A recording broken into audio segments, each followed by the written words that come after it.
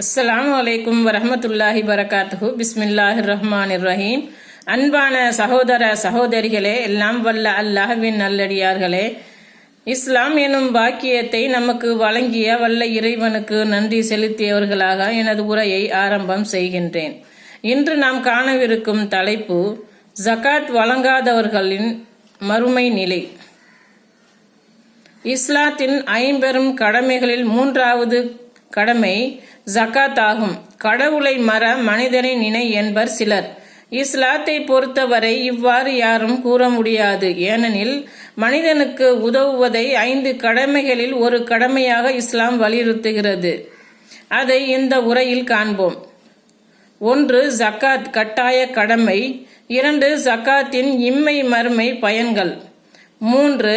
ஜகாத் வழங்காதோரின் மறுமை நிலை ஆகியவற்றை பற்றி காணவிருக்கின்றோம். ஜகாத் என்றால் என்ன? ஜகாத் என்ற அரபி வார்த்தைக்கு வளர்ச்சி அடைதல், அதிகமாகுதல், தூய்மைப்படுத்துதல் போன்ற பல அர்த்தங்கள் உள்ளன. ஒருவன் கடமையாக்கப்பட்ட இந்த ஜகாத்தை வழங்குவதன் மூலம் அவனுடைய செல்வமும் உள்ளமும் பரிசுத்தமாகிறது. அல்லாஹ் அவனுக்கு இம்மையிலும் மறுமையிலும் பாக்கியங்களை அதிகப்படுத்துகிறான். இதன் காரணமாகத்தான் முஸ்லிம்கள் தங்களுடைய செல்வத்திலிருந்து கணக்கிட்டு குறிப்பிட்ட விகிதாச்சார அடிப்படையில் வழங்க வேண்டிய கட்டாய தர்மத்திற்கு ஜகாத் என்று இறைவன் பெயர் சூட்டியுள்ளான்.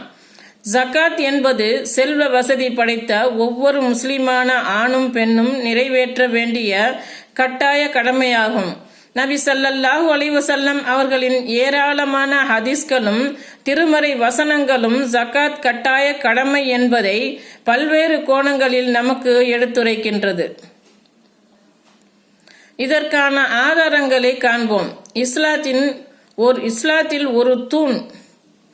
அல்லாஹ்வின் தூதர் ஸல்லல்லாஹு அலைஹி வஸல்லம் அவர்கள் கூறுகிறார்கள், இஸ்லாம் 5 அம்சங்கள் மீது நிறுவப்பட்டுள்ளது. 1. அல்லாஹ்வை தவிர வேறு இறைவன் இல்லை என்றும் முஹம்மது நபி ஸல்லல்லாஹு அலைஹி வஸல்லம் அவர்கள் அல்லாஹ்வின் தூதர் என்றும் உறுதியாக நம்புவது. 2. தொழுகையை நிலைநிறுத்துவது. 3. கடமையாக்கப்பட்டவர்கள் ஜகாத்தை வழங்குவது. 4. இயன்றோர் இறையில்லம் காபாவில் ஹஜ் செய்வது. 5. ரமலானில் நோன்பு நோற்பது. அறிவிப்பவர் இப்னு உமர் ரலியல்லாஹு அன்ஹு. புகாரி 8. இறை நம்பிக்கையின் அடையாளம். ஒருவன் அல்லாஹ்வை ஈமான் கொண்டுள்ளான் என்பதற்குரிய அடையாளங்களில் ஒன்று ஜகாத்தை நிறைவேற்றுவதாகும்.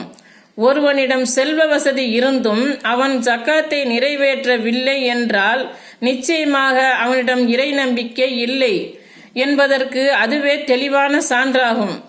இதோ நபி ஸல்லல்லாஹு அலைஹி வஸல்லம் அவர்கள் கூறுவதை பாருங்கள்.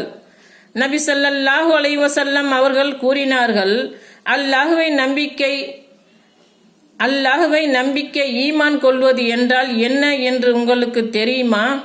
லா இலாஹ இல்லல்லாஹ், வணக்கத்துக்குரியவன் அல்லாஹ்வை தவிர வேறொருவரும் இல்லை என்று சான்று பகர்வது.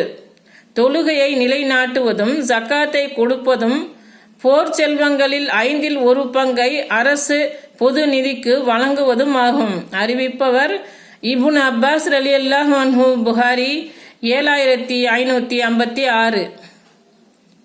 யாசிப்போருக்கும் ஏழைகளுக்கும் அதை வசூலிப்போருக்கும் உள்ளங்கள் ஈர்க்கப்பட வேண்டியவர்களுக்கும் அடிமைகளை விடுதலை செய்வதற்கும் கடன்பட்டோருக்கும் அல்லாஹ்வின் பாதையில் நாடோடிகளுக்கும் தர்மங்கள் உரியனவாகும். இது அல்லாஹ்வின் கடமை. அல்லாஹ் அறிந்தவன், ஞானமிக்கவன். அல் குர்ஆன் அத்தியாயம் 9 வசனம் 60. இவ்வசனத்தில் கூறப்படும் தர்மங்கள் என்பது கட்டாய கடமையான ஜகாத்தை குறிப்பிடுவதாகும். ஏனெனில் இவ்வசனத்தின் இறுதியில் இது அல்லாஹ்வின் கட்டாய கடமை என்று குறிப்பிடப்பட்டுள்ளது. ஜகாத் மார்க்கத்தின் மிக முக்கியமான ஒரு அம்சம் என்பதை பின்வரும் வசனம் தெளிவுபடுத்துகிறது.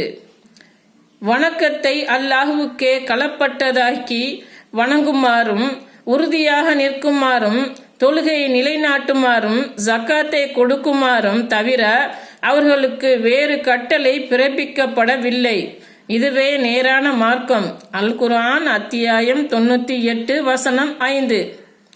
அஸ்ஸலாமு அலைக்கும் வரஹ்மத்துல்லாஹி பரகாத்துஹு.